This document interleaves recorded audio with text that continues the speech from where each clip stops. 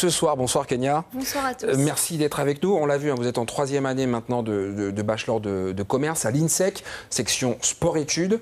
Alors, vous souhaitez intégrer le circuit professionnel d'ici 2022, après les études.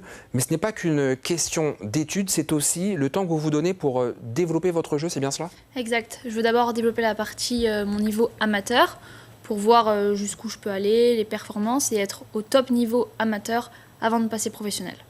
Alors on a vu également, jusqu'à 15 ans, vous pratiquez le golf en Guyane. Ensuite, direction la Guadeloupe.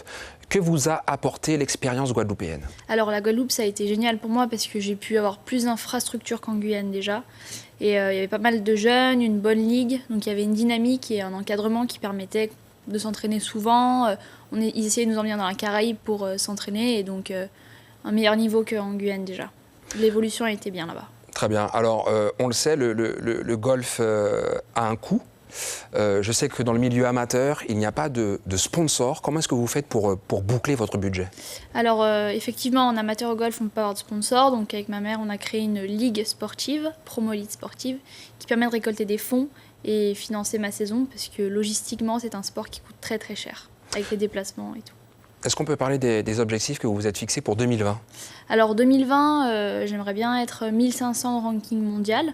Il y a 3500 joueuses, top 80 au national et 0 d'index. Voilà.